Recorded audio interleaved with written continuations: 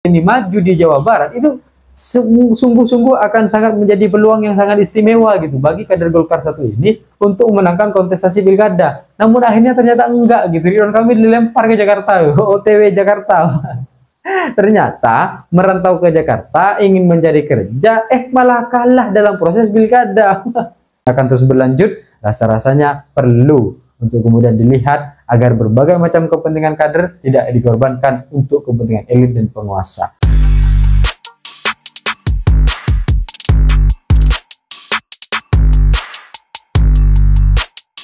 Hai korban ghosting, masih ingat tidak dengan berbagai macam cerita-cerita dan kisah-kisah si tukang kayu yang akhirnya dapat menumbangkan pohon beringin yang begitu seram? Sampai akhirnya ada berbagai macam cerita yang akhirnya mengarah kepada satu yang kemudian akhirnya posisi Airlangga Hartarto pada waktu itu diamankan dari berbagai macam kasus-kasus peristiwa-peristiwa pelanggaran-pelanggaran yang pernah dia lakukan, kemudian dengan mengorbankan kursi jabatannya sebagai ketua umum partai politik Golkar. Ini kan dulu sempat ramai gitu karena akhirnya ada banyak narasi bahwa tukang kayu dapat menumbangkan beringin. Hanya tukang kayu lah yang kemudian akhirnya bisa menumbangkan segala macam pohon apapun gitu. Jangankan pohon yang kemudian besar gitu, pohon beringin yang sudah berpuluh-puluhan tahun hidup, ratusan tahun hidup juga bisa ditumbangkan atau akan diukir oleh si tukang kayu menjadi bonsai. Akhirnya kepemimpinan Golkar diambil alih dan diduduki oleh posisinya sebagai Bahlil Lahadalia sebagai ketua umum Golkar yang baru menggantikan Airlangga Hartarto dengan berbagai macam musyawarah ketika akhirnya Airlangga mengundurkan diri dengan kursinya sebagai ketua umum Golkar. Tapi pada akhirnya ada berbagai macam dugaan-dugaan jangan-jangan Jokowi sedang mempersiapkan dirinya untuk kemudian menguasai partai Golkar karena untuk kemudian cawe-cawe dan mengambil alih PDIP ini cukup sulit gitu. Maka satu-satunya partai yang cukup besar untuk kemudian ambil alih adalah Golkar. Dan selama ini Golkar selalu memenangkan kontestasi-kontestasi dalam pemilu ataupun pilkada gitu kan. Selalu menang dan dia selalu masuk dalam pemerintahan gitu.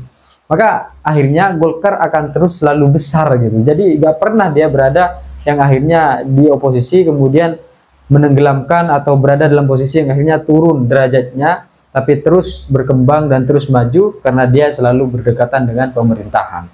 Dan hari ini posisinya Bahlil Lahadalia sebagai ketua umum partai ini kan rasa-rasanya ada berbagai macam kerinduan-kerinduan dengan sosok Airlangga Hartarto karena dua kader terbaik dari Golkar itu tidak mampu menangkan kontestasi dalam pilkada.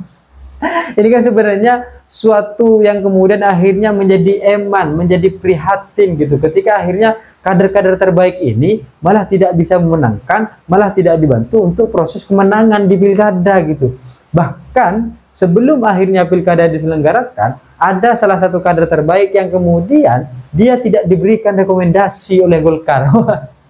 Cuma karena waktu itu akan diambil oleh PDIP dan dipanggil oleh PDIP, kemudian direkomendasikan oleh PDIP, akhirnya mungkin sadar, kemudian Golkar langsung mengambil tindakan untuk kemudian memberikan dukungan dan mendatangi Airin, sehingga mengatakan bahwa Airin adalah kader Golkar yang tulen. Karena Ibunda Airin ini kan sudah politikus lama yang kemudian memang cukup menyumbang banyak suara untuk Golkar, terutama di wilayah Banten gitu kan, sehingga akhirnya rasa-rasanya menjadi sangat disayangkan kalau akhirnya Airin ini harus keluar dari Golkar dan diberikan baju PDIP. Ini kan sangat disayangkan gitu bagi Golkar gitu. Sungguh sangat-sangat diemani lah gitu. Sehingga akhirnya waktu itu langsung diambil alih dan langsung diturunkan, langsung ketemu dan langsung dideklarasikan bahwa Airin tetap kader Golkar. 1 hari setelah Megawati memberikan arahan kepada Airin. Ini kan repot gitu kan. Dan hari ini juga Ridwan Kamil yang sudah dalam masa pemerintahannya, dalam rekam jejaknya di Jawa Barat itu sudah cukup baik gitu kan. Jadi Bandung, kemudian ke Jawa Barat menjadi gubernur, itu sudah cukup baik gitu.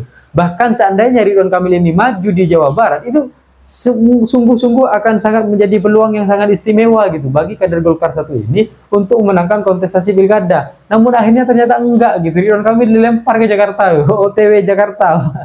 Ternyata merantau ke Jakarta ingin mencari kerja, malah kalah dalam proses pilkada.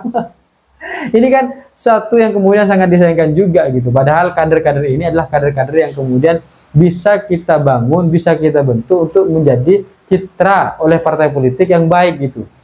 Karena proses kaderisasinya memang dilakukan sejak awal gitu. Maka akhirnya dua kader ini sudah kehilangan tempatnya karena hari ini baik Pilkada Jakarta Ridwan Kamil kalah dan Airin secara hasil quick count juga kalah gitu. Maka satu yang kemudian akhirnya dibagikan oleh Bahlil adalah tentang kemerosotan proses kepemimpinannya kepada selama memimpin Golkar yang baru saja dia mulai, tapi akhirnya kita sudah merasakan bagaimana perbedaan atau perubahan yang kemudian terjadi di dalam partai Golkar gitu. Ada semacam kepentingan yang akhirnya dikorbankan meskipun pengorbanannya adalah dengan kader-kader sendiri. Ini kan repot gitu. Jadi apapun yang kemudian kita lihat sekarang dari proses dimiliki Golkar, mungkin ada kekhawatiran kalau Ridwan Kamil menang atau Airin menang juga gitu kan. Ini akan berpotensi atau berpeluang besar untuk akhirnya nanti masuk ke kancah nasional menjadi salah satu calon baik itu Pilpres yang kemudian nanti tahun 2029. Sedangkan mungkin juga ketua umum partai ini punya keinginan atau rasa untuk kemudian mencalonkan juga sebagai calon presiden 2029. Ini kan kita gak ada yang tahu gitu, antara posisi Golkar sedang mengamankan Gibran gitu kan, atau memang Golkar sedang mengamankan ketua umum partainya untuk mencalonkan gitu kan. Karena selama ini ketua umum Golkar atau ketua umum partai politik itu jarang kemudian akhirnya merekomendasikan dirinya sendiri gitu, meskipun mereka sebenarnya punya kewenangan untuk merekomendasikan dirinya sendiri. Tapi dari berbagai macam peristiwa ini akhirnya kita bisa melihat bagaimana kemudian berbagai macam keistimewaan kualitas yang dimiliki oleh kader-kader Golkar dikorbankan untuk kepentingan-kepentingan penguasa dan kesepakatan-kesepakatan antar elit-elit pimpinan partai politik. Tapi apapun yang kemudian terjadi, semoga Ridwan Kamil menerima kekalahan di Jakarta dengan kepala dada, dan semoga hasil quick count yang kemudian ada di Provinsi Banten itu dapat menjadi hasil yang menyenangkan dan dapat memberikan hasil yang sesuai. Meskipun ada berbagai macam hal yang kemudian seharusnya diperjuangkan, tapi rasa-rasanya tidak diperjuangkan. Meskipun akhirnya Bahlil mengatakan bahwa ya rasa-rasanya ini seperti Pilpres ya gitu. Mungkin juga hasilnya nanti akan seperti Pilpres. Kalau perjuangan yang kemudian diberikan dan hasil-hasil kampanye yang kemudian dilakukan itu tidak dengan hasrat atau tidak dengan rasa perjuangan ketika masih Pilpres, kemudian kita minta supaya hasilnya seperti Pilpres. Ini kan nggak masuk akal gitu. Dan itu diakui sendiri oleh koalisi dalam Pilpres bahwa ternyata memang berbagai macam mesin-mesin partai politik itu tidak bekerja dengan solid, sehingga berbagai macam kekalahan itu dirasakan oleh kader-kadernya.